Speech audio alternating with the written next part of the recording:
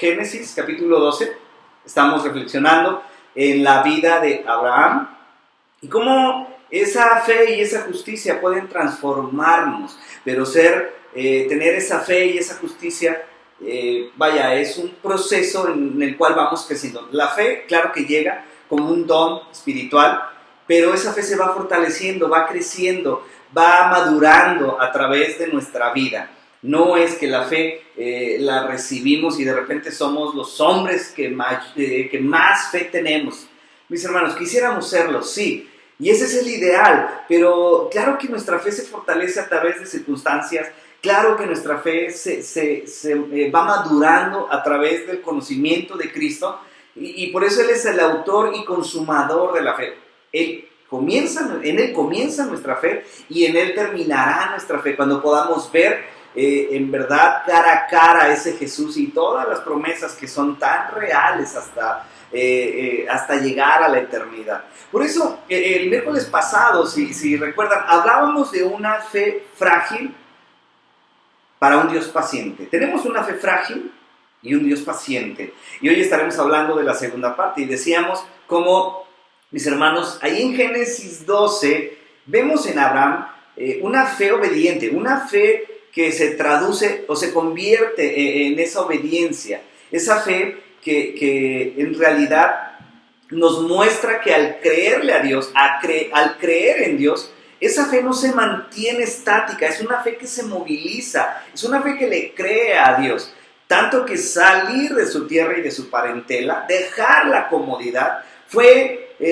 menor para su fe, porque Abraham le creyó a Dios y le fue contado por justicia. Y por eso decíamos que nuestra fe a veces es como una montaña rusa, pero es porque está dependiendo más de nuestras emociones que de un Dios que no cambia. Nuestra fe en Dios no cambia, se mantiene, pero nuestra fe basada en nuestros sentimientos, basada en nuestros contextos o en nuestras tormentas o en lo que estamos pasando, sí cambia, sí pasa por diferentes situaciones. Ahora, mis hermanos, decíamos que Abraham en este primer punto de su vida comprobó que aunque nuestra fe puede tambalearse, Dios no. Que aunque nuestra fe pasa por diferentes temporadas, Dios no. Dios se mantiene fiel, su propósito se mantiene fiel, sus bendiciones son fieles para nosotros aunque nuestra fe cambie. Y sí, lo vuelvo a decir, sus bendiciones se mantienen aunque nuestra fe se tambalee.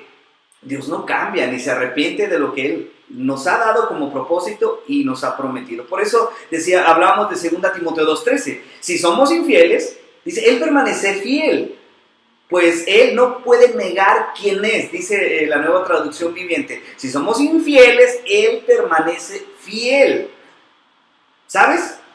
Nosotros somos infieles, nuestra fe cambia, nuestra fe, así como nuestro estado de ánimo es muy inconstante, pero Dios no.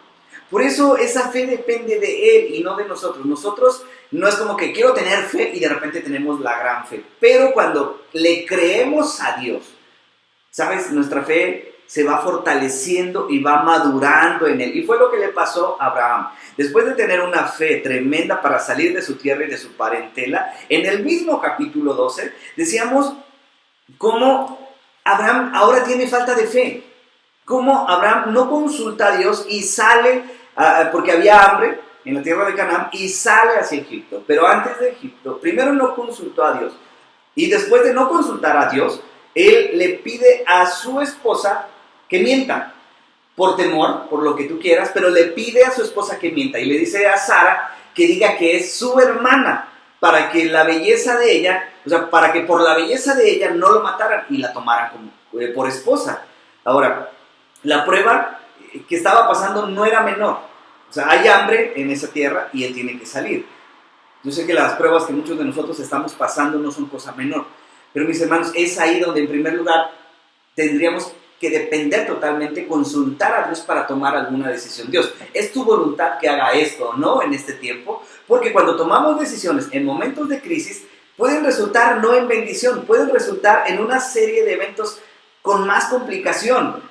Y el hecho es que lo que hay de fondo es que confiamos más en nosotros que en Dios. En los momentos de crisis, lo que tendríamos que hacer es consultar a Dios, su palabra, pedir algún consejo bíblico y después orar y pedir esa guía que tenemos del Espíritu Santo ante cualquier situación que vivimos. Lo que hizo Abraham fue, ok, hay una necesidad física, hay hambre, pues voy a ir, lo que sería más lógico. Pero ¿qué crees? Lo que es lógico para muchos no lo es para Dios. Dios no trabaja bajo nuestra lógica. Y lo vamos a ver así en la vida de Abraham. Porque tal vez aquí fue, suplir una necesidad física a través de lo lógico. Ok, hay hambre, lo más lógico cuando hay hambre es conseguir comida. ¿Dónde la voy a conseguir? Pues me voy a donde hay comida, que es Egipto. Y sabes, tal vez eso no era lo lógico para Dios, pero no lo sabemos ni lo dice porque Abraham nunca consultó a Dios. Algo que no aparece en Génesis 12, del 10 en adelante, es Abraham entrando a la presencia de Dios y tal vez preguntando a Dios, ¿esta es tu voluntad? ¿Esto es lo que tú quieres que haga? Algo que pasa muy común es que aún y cuando oramos, no creemos que eso sea la respuesta de Dios. Es como que, ok, Dios, pues está muy padre, todo esto está muy bien, pero creo que te estás equivocando en esta situación. Creo que esto que, a la manera que me has respondido y la manera en que lo has hecho no es como lo mejor. Y de hecho le pasó a Jonás. En Jonás capítulo 4, el profeta, después de haber predicado, después de que se convirtió toda la nación y después de que toda la gente se arrepintió y volvió su corazón a Dios, resulta que a Jonás dice que, y a Jonás esto le cayó muy mal, dice el capítulo 4. ¿Por qué? Porque desde la perspectiva de Jonás, Dios no tenía que salvar a los ninivitas. Desde su cosmovisión como profeta celoso hebreo, Dios no tenía por qué darle una oportunidad a la nación ninivita, porque eran crueles, porque eran sádicos, porque eran bastante muy malos. Pero en Jonás capítulo 4 se describe, y a Jonás le cayó muy mal lo que Dios había hecho. Y sí, la queja de Jonás es, ¿por qué lo salvaste? Entonces, a veces lo lógico para nosotros no es lo lógico para Dios. Por eso, Abraham, sin consultar a Dios, va a Egipto y empieza a tener una serie de complicaciones. En primer lugar, por eso veíamos su falta de fe, la falta de fe de Abraham. Nos muestra fe y luego nos muestra falta de fe. ¿Por qué lo hace? ¿Por qué está escrito en Génesis 12, en el mismo capítulo, dos extremos tan grandes para enseñarnos que Abraham no era perfecto, pero tenía la intención de creerle a Dios? Y nosotros, más que tener una intención, hoy tenemos al Espíritu Santo. Y más que llenarnos de buenas intenciones, es tiempo de creer. Yo creo firmemente que las buenas intenciones no llegan a nada. He conocido gente con buenas intenciones de cambiar y nunca cambia. He conocido gente con buenas intenciones de ayudar y nunca ayuda. He conocido gente con buenas intenciones de seguir a Cristo y nunca lo sigue. Y el asunto es que las buenas intenciones no bastan. Llega el momento donde tenemos, de una manera determinante y radical, de empezar a creerle a nuestro Dios. La falta de fe trae miedo a nuestro caminar. Y fue lo que pasó con Abraham. Ok, hay hambre, y pues después me voy a Egipto, y después, pues como sé que Sara, mi mujer, es muy hermosa, ¿sabes qué? Vamos aquí a armar una trama, y no vuelvo a consultar a Dios, y bajo mi inteligencia, bajo tal vez lo que yo puedo hacer, vamos a tramar algo para que no me asesinen. Y bueno, le dice a Sara que mienta. Por eso el plan de Abraham tal vez era astuto, pero no tenía el respaldo de Dios, ni tenía fe. La fe no estaba integrada ahí en ese plan, pues en Génesis 12, versículos del 10 al 20.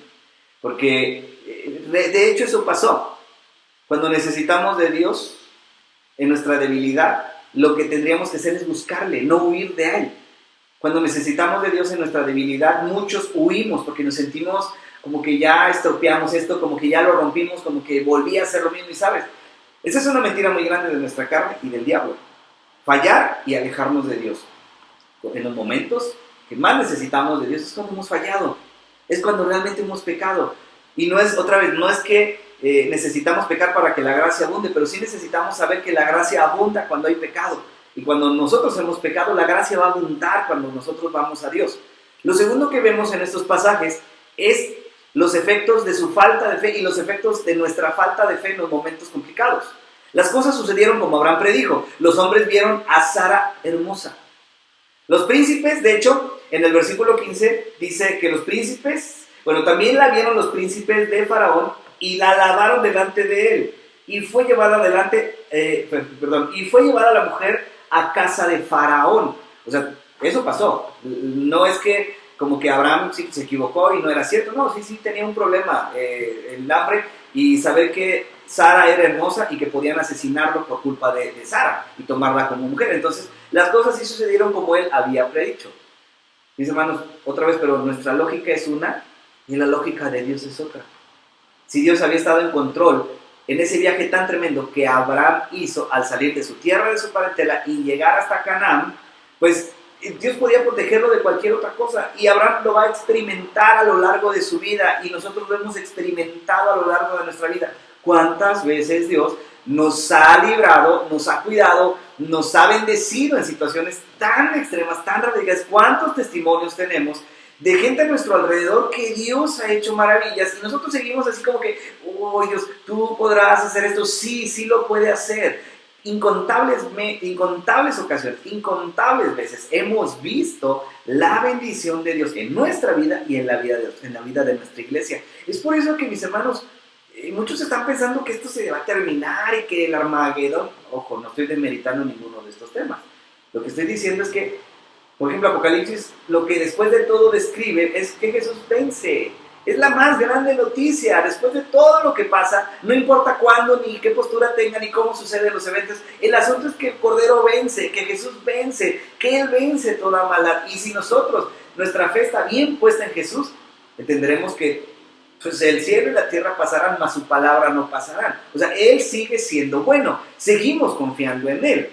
Pero los efectos de la falta de fe de Abraham no fue cualquier cosa. El faraón hizo conforme a su costumbre. Nuestro personaje, el asunto es que nuestro personaje no dijo nada. O sea, faraón, pues como que por ganarse el cuñado, porque Abraham había dicho que Sara era su hermana, pues que cómo me ganó el cuñado, pues hasta el día de hoy, pues le voy a dar cosas, le voy a regalar cosas, ¿no? Y fue lo que el faraón hizo, eso era una costumbre. Pues me ganó el cuñado regalándole pues, unas vaquitas, unos burros, unos camellos. Aquí dice ovejas, vacas y asnos. Y vean, siervos, criadas, versículo 16, Génesis 12, 16. E hizo bien a Abraham por causa de ella. Y él tuvo ovejas, vacas, asnos, siervos, criadas, asnas y camellos. Y camellos. Eso fue lo que le dio Faraón a Abraham. ¿Y qué crees? ¿Cómo es tan tremendo cuando el pecado distorsiona nuestra visión de la bendición o de las cosas?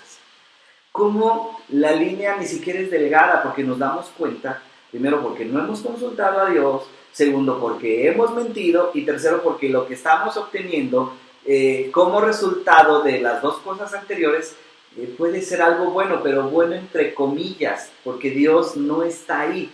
Dios no está incluido en ese plan que yo vengo así como que tramando en mi cabecita. Puedes decir aquí, pero le estaba yendo bien, pastor. ¿Por qué? Porque le dieron muchas cosas. Pero, ¿qué es más importante para ti? ¿Las cosas o tu esposa? Ahora, puede sonar ridículo, ¿no? ¿Qué es más importante para ti? ¿Las cosas que vienen a tu vida, añadidas? ¿O el reino, o la bendición de Dios, o Dios mismo, perdón? Porque la Biblia dice que más buscar primeramente el reino de Dios y su justicia. O sea, buscar a Dios, buscarle a Él, y todas las demás cosas os serán añadidas. Buscar lo primordial es el reino, es Dios. El reino de los cielos es Jesús.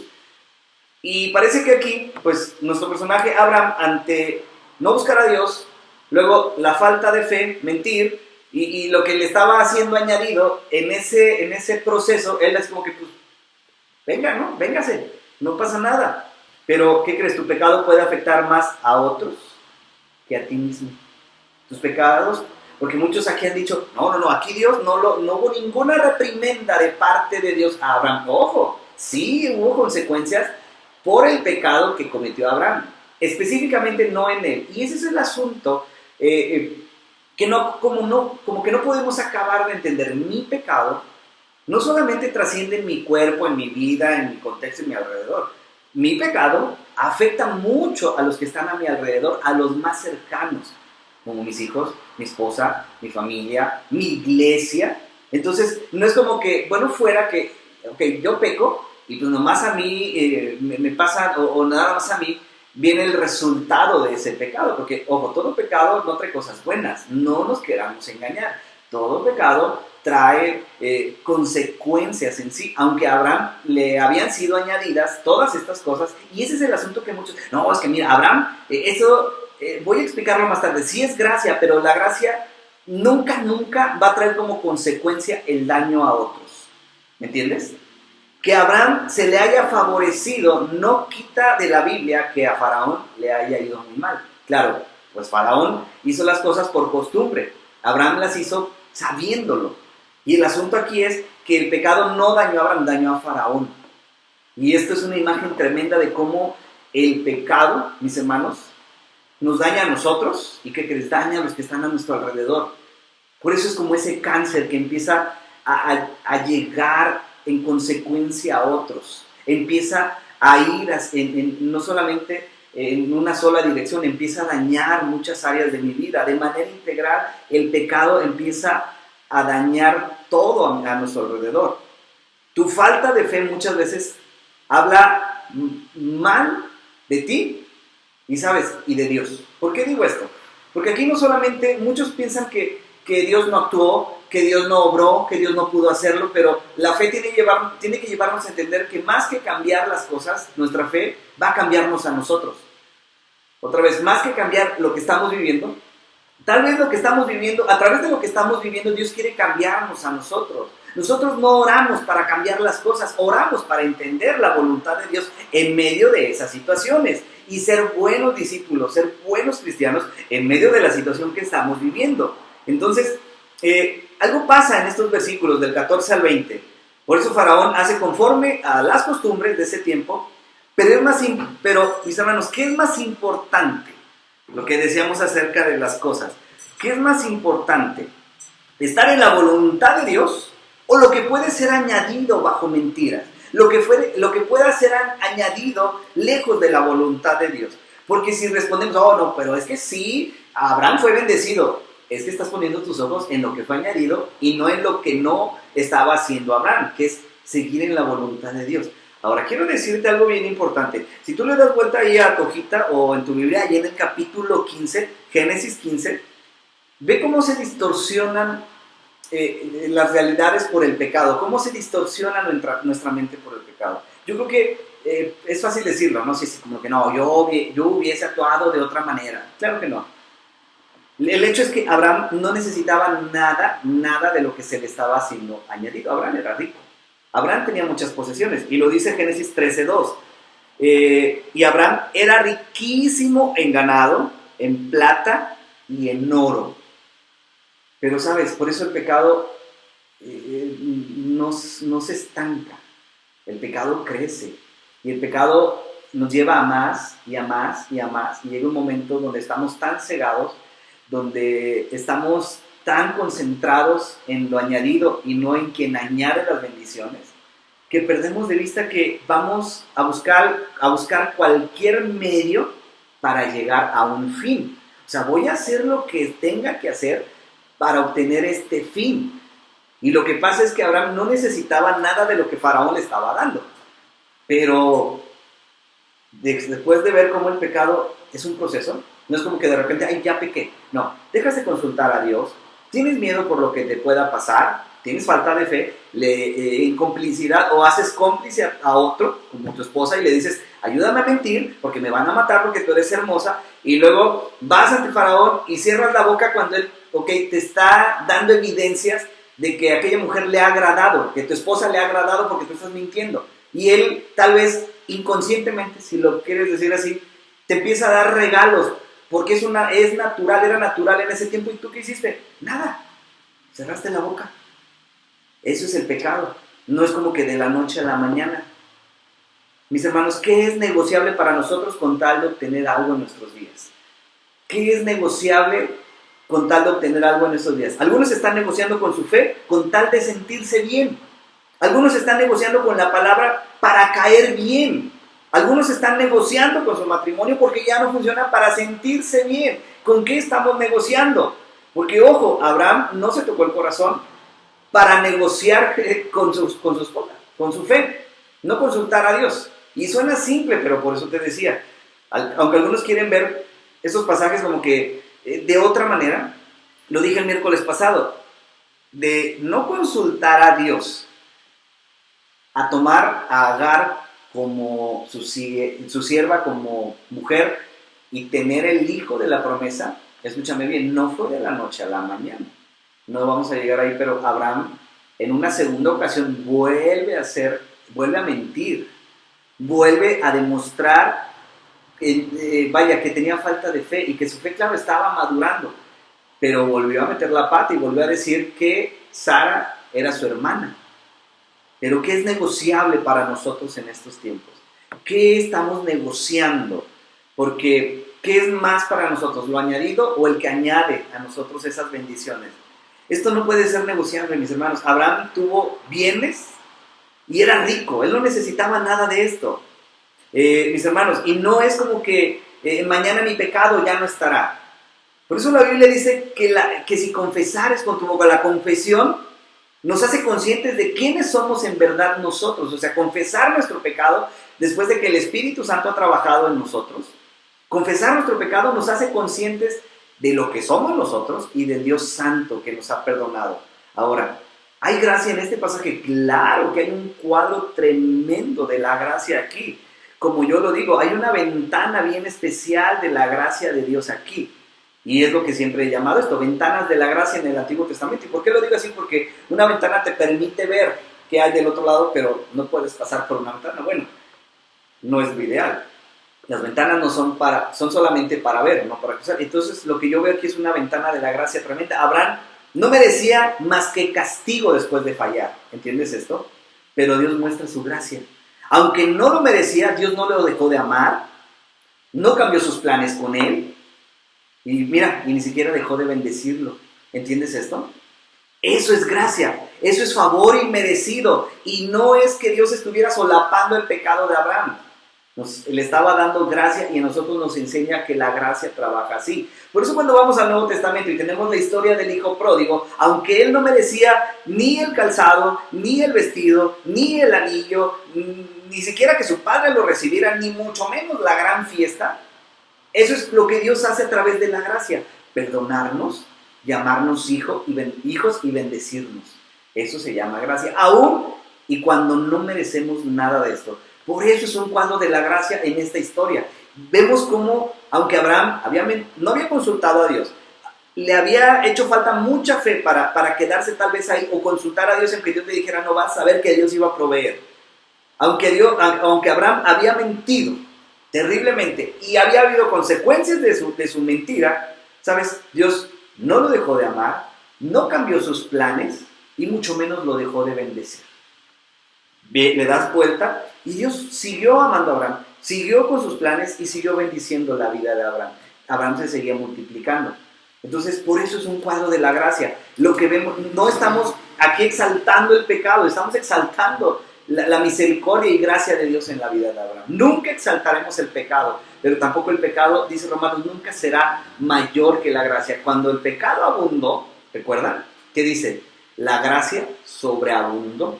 Y no necesitamos atribuirnos buenas obras para que Dios nos bendiga, ni necesitamos decir que hicimos algo bueno, tampoco. Pero por eso es gracia. Pero aquí vemos un cuadro tremendo de la gracia. Ahora, si algo nos enseña aquí, y quiero casi terminar con esto, es que Abraham no era perfecto, aunque es llamado el padre de la fe.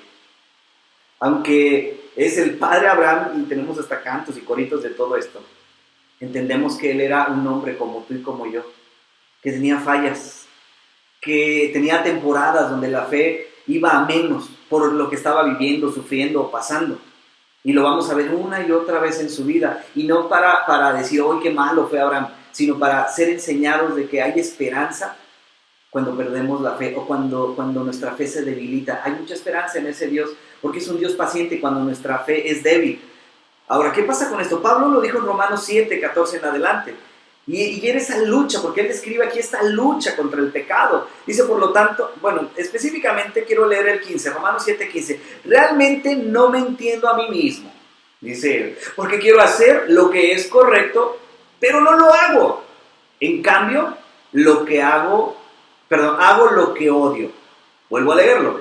Realmente no me entiendo a mí mismo, porque quiero hacer lo que es correcto, pero no lo hago. En cambio, hago lo que odio. Adelante, él va a decir en el versículo 25, Romanos 7:25, gracias a Dios, la respuesta, bueno, versículo 24 y 25, soy un pobre desgraciado, dice Pablo, en Romanos 7:24 en la Nueva Traducción Viviente. Soy un pobre desgraciado. ¿Quién me librará de esta vida dominada por el pecado y la muerte? Y vean, versículo 25, gracias a Dios, la respuesta está en Jesucristo nuestro Señor. Así que, ya ven, dice Pablo, en mi mente de verdad quiero obedecer la ley de Dios, pero a causa de mi naturaleza pecaminosa, soy esclavo del pecado. Pero Pablo da la respuesta, o sea, ¿ok? ¿Cuál es nuestra naturaleza? ¿Cuál es nuestra inclinación? Desobedecer a Dios, ir en contra de Dios. Y mira, lejos del aspecto religioso del qué hacer y no hacer, lo que nos está diciendo aquí que la única manera de agradar a Dios es a través de Jesucristo, de creerle, de seguirle, de en verdad saber que hay esperanza en medio de lo que somos nosotros, en medio de lo que es nuestra naturaleza, ir en contra de Dios. Porque de no haber esperanza, tanto Abraham como Pablo, sabemos dónde hubieran terminado. Sabemos dónde, pues aquí, imagínense un Dios que no tuviera paciencia, que no terminara la buena obra que ha empezado en nosotros. Y que no es como yo, porque tal vez yo me canso rápidamente de personas, me canso rápidamente de situaciones. Dios no. Dios siguió amando, siguió teniendo un plan con Abraham y siguió bendiciendo a Abraham a pesar de sus constantes fallas. Eso nos dice que Dios no está buscando gente perfecta, pero sí dispuesta a creerle una y otra vez, a levantarse una y otra vez, a saber que no somos perfectos, pero sí tenemos un Dios perfecto y que nos ama. Como padres, hoy los que somos padres, yo no me canso y la verdad nunca me voy a cansar de ver cómo mi hijo puede fallarme, puede no hacer las cosas como yo quiero, pero no por eso lo voy a dejar de amar. Porque, ¿saben? Y Dios nos enseña tanto a través de la paternidad y a través de situaciones, al menos lo estoy viviendo ahora, de saber que Él me ama no por lo que soy yo. ¿Entiendes eso? Él me ama por lo que es Él. Él me ama por lo que es Él. Pero cuando minimizamos a Dios en nuestras vidas, en pequeñas decisiones tomadas sin consultarlo, pueden desencadenarse en grandes problemas. Otra vez, de no consultar a Dios, a tomar a tu sierva, y que esto afecta hasta nuestros días, no es cosa menor. Pero ¿entiendes cómo pequeñas cosas nos van llevando a dejar de confiar en Dios, nos van llevando a confiar más en nosotros, a confiar más en lo que puedo hacer? Y es que eso es natural. Por eso Pablo decía en Romanos 7:15, realmente no me entiendo a mí mismo, porque quiero hacer lo que es correcto, pero no lo hago. Pablo estaba hablando de esa lucha contra el pecado. Y en esos versículos en Romanos, en el capítulo 7, del 14 en adelante, bueno, en todo el capítulo 7 está hablando acerca de la ley. Y como la ley es como que ese espejo donde nosotros nos reflejamos. Y lo que hace la ley es decirnos, ok, mira, esto es lo que Dios es, y esto es lo que tú no eres.